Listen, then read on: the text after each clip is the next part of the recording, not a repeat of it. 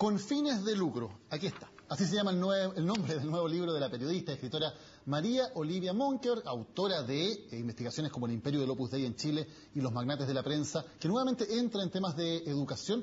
Ha sido muy citada María Olivia Monker precisamente por haber sido de las primeras que denunció el lucro en las universidades cuando esto no era un tema de discusión pública en Chile. Y está con nosotros precisamente María Olivia. Gracias por acompañarnos. Buenas tardes. Hola, ¿cómo están? Gracias a ustedes por la invitación. Usted ya ha hablado del tema del lucro en las universidades, de hecho se le ha citado constantemente porque puso el tema antes de que estuviera en la agenda pública con las movilizaciones del 2011. ¿Qué es lo nuevo que hay en esta investigación? ¿Qué es lo nuevo? Yo creo que hay bastante nuevo. Hay bastante nuevo porque es una cosa que a uno le pasa cuando realmente realiza un periodismo de investigación y se mete más adentro en las situaciones. Yo misma he quedado impresionada un poco después de investigar todo este tiempo, concretamente desde las movilizaciones de 2011 hice como un seguimiento y luego empecé a indagar cada vez más. Y les cuento que pese a que este libro tiene como 630 páginas, 648 páginas, sin embargo, siento que me quedé corta en varios temas, porque como además son tantas las universidades privadas. Digamos algo súper concreto, que es lo que usted toca en su capítulo 14 del libro. ¿Quiénes lucran y a través de qué mecanismos y cuánto lucran? Si fuéramos resumir ese tema. A ver, ¿quiénes lucran? Lucran muchos. Lucran muchos, lucran los dueños de las universidades privadas, fundamentalmente ellos. ¿De las universidades privadas todos? ¿Qué porcentaje más o menos? La gran mayoría. De hecho, en el libro está centrado, si se pudiera decir,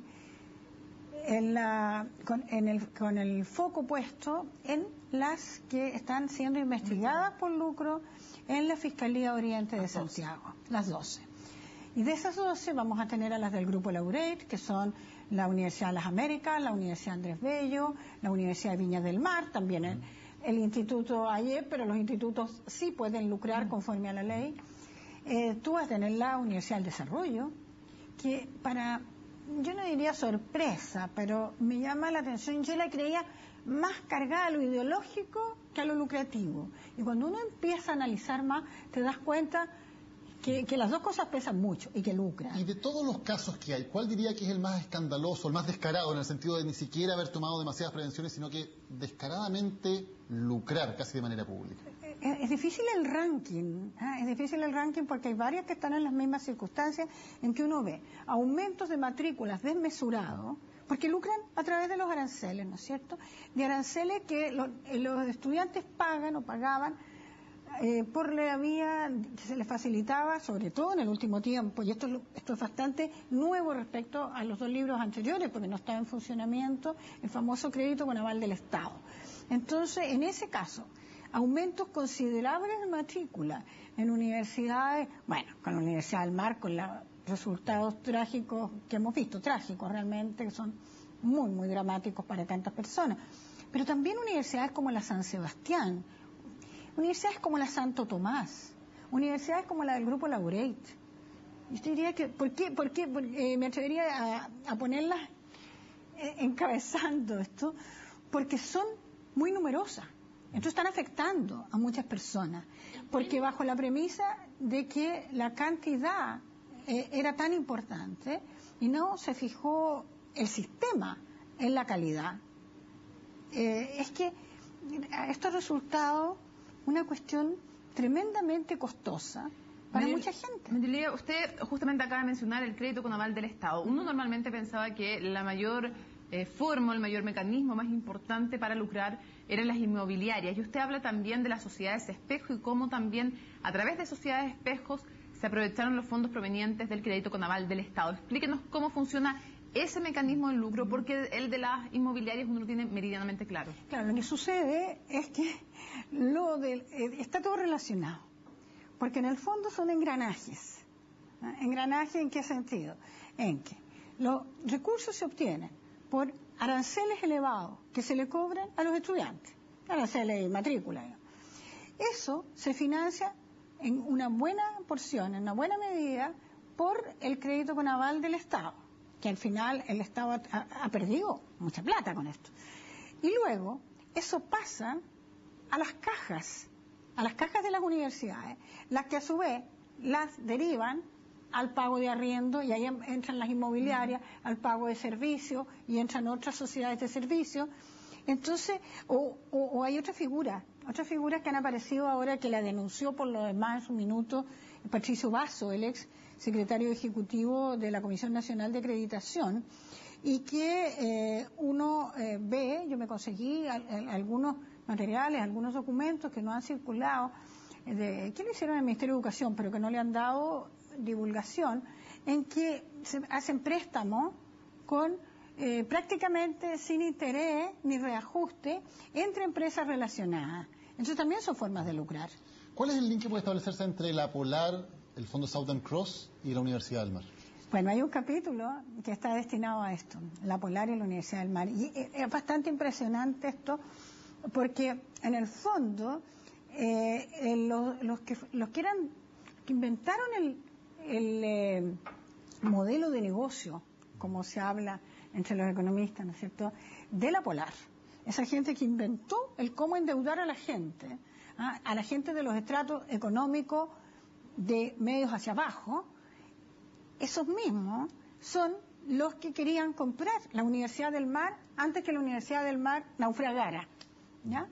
Y hubo negociaciones que estuvieron muy avanzadas, pero que finalmente se echaron para atrás al calor o con el miedo de lo que le implicaba el movimiento estudiantil en ese momento. Y eso se produce a mediados de 2011. Finalmente, en agosto de 2011, estos señores de Southern Cross se echan para atrás y dicen, no nos compramos la Universidad del Mar. Y al no comprarse la Universidad del Mar empieza a sumergirse. Usted en el libro habla de lo que denomina como una extensa red de contactos de la UDI dentro del sistema privado de educación superior. Yo quiero preguntarle si eso es tan así, ¿por qué lo dice? Porque uno tiene la sensación de que hay una, no quiero decir cooptación, pero hay una participación al menos transversal de todos los sectores políticos en estas instituciones privadas, y por ejemplo uno ve harta gente de la DC incluso en la educación superior. Yo no estoy calificando con qué intención están unos y otros, pero me refiero a que lo de la UDI, ¿por qué? A ver, hay dos cosas. Lo de la UDI tiene que ver con la historia, tiene que ver con los orígenes y tiene que ver con el presente, y en forma muy fuerte, muy fuerte. O sea, y te diría que en términos de negocio, de magnitud del negocio, que sería yo creo para los auditores un poco complicado empezar a sacar las cifras de lo que pero están en el libro, de lo que reciben esas universidades cada año por los ingresos. El hecho es que están muy fuertes en algunas universidades. El caso de la UDI, donde está presente en forma muy significativa, en la Universidad del Desarrollo, en la Universidad San Sebastián, en la Universidad Santo Tomás.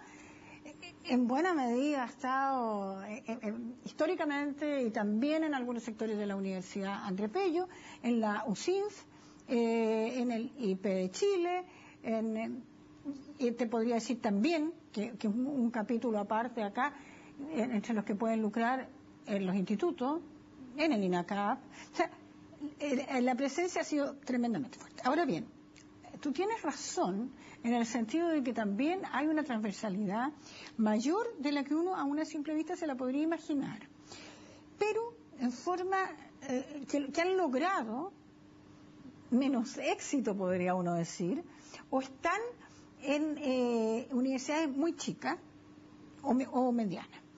Y también algunos DC, tú me decías demócrata cristiano, sí, lamentablemente también dentro de esa gente hay un caso que fue patético, que está también descrito, porque fue muy importante para destapar todo esto y para movilizar a los estudiantes, que fue el caso de la Universidad Central, donde Vicente Carús y Ernesto Libasic se combinaron para tratar de quedarse con unas fórmulas muy raras, muy realmente peculiares y poco académicas, con la Universidad Central. ¿Se puede llegar a constatar si parte de este negocio de las universidades es un negocio cuyo dinero termine financiando directo o indirectamente la actividad política, financiando partidos, financiando campañas, yendo a los bolsillos de dirigentes políticos importantes? ¿Es posible establecer ese nexo de platas? Qué interesante tu pregunta. Yo creo que tendría que ser otro libro, tuyo, de otros periodistas, mío, de un esfuerzo que hay que hacer. Yo creo que es un esfuerzo que hay que hacer porque debe haberlo.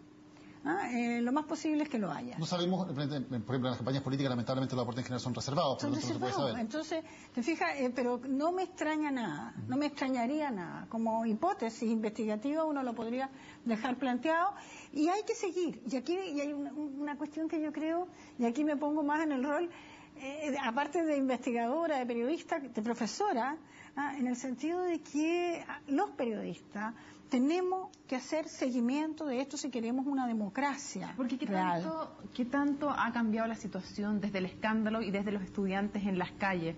Hoy, ¿lucran más, lucran menos, lucran igual?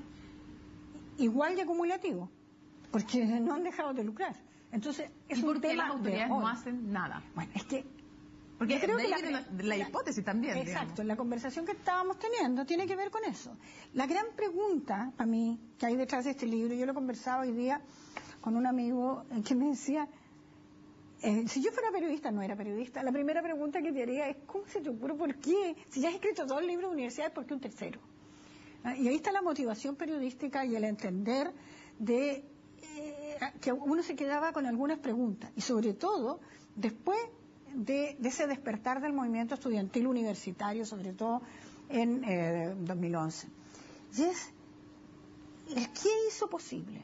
¿Qué ha hecho posible para que, habiendo gobiernos de la concertación, gobiernos progresistas, gente que quería cambiar las cosas, el asunto estuviera así? ¿Cómo es posible de que hubiera ocurrido lo que ha ocurrido con la acreditación? Porque si bien, y ahí van a darse cuenta los lectores, que Eugenio Díaz Corbalán, por cierto, que está muy abordado y tratado en el libro y todas las tropelías que se cometieron en la Comisión de Acreditación, pero no es un problema individual, porque hubo algo que permitió esa ley, que fue esa ley y toda una estructura de una Comisión Nacional de Acreditación llena de defectos y de cuestiones proclive a las coimas al final, proclive al tráfico de influencia, proclive a todo eso. Ahora, aquí para uno es complicado, porque uno lo que trata es mostrar hechos, ¿no es cierto? Es decir, no se trata de valorar personas, actitudes, pero sí lo que yo veo es que hay diferentes niveles.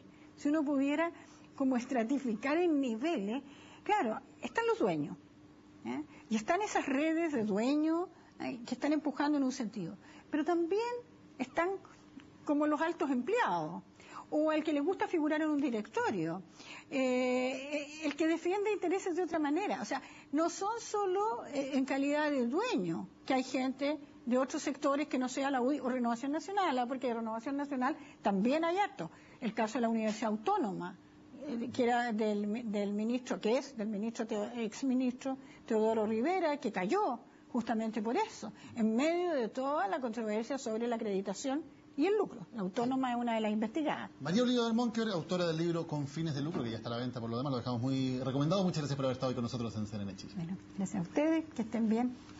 Hacemos una